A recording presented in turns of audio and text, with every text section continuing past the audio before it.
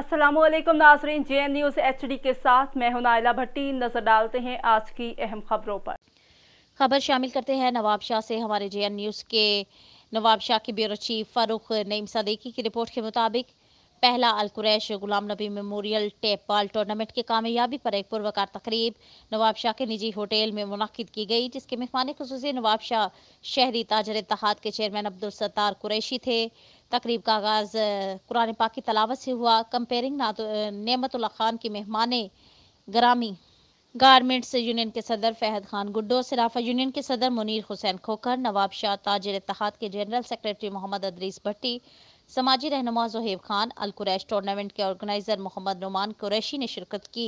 इस मौका पर गारमेंट्स यूनियन के सदर फहद खान गुड्डू ने इजहार ख्याल करते हुए कहा कि आज के दौर में जहां मुनशियात नौजवानों में आम होती जा रही है, वहीं पर अल कुरैश ने खेल को फ़रोग देकर नौजवानों में एक नई रूह फूंक दी। हमें नौजवानों पर खुसूसी तवज्जो देनी है।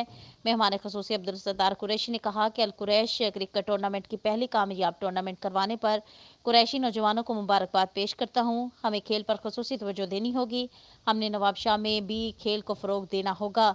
जहाँ मेरी ज़रूरत महसूस होगी, मैं नौजवानों की हौसला अफजाई के लिए हर वक्त तैयार हूँ।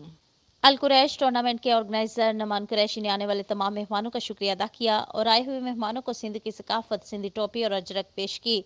टूर्नामेंट्स को कामयाब करवाने वाले नौजवानों में शील्ड दी। नुमान कुरैशी का कहना था कि शील्ड देने का मकसद नौजवानों की हौसला अफजाई करना है। दीगर मेहमानों मुजफ्फर कुरैशी, आसिफ कुरैशी, अवैस अहमद खोजा, वकार कुरैशी, रजा कुरैशी, अजहर कुरैशी, राशिद कुरैशी ने शिरकत की। आखिर में केक काटा गया।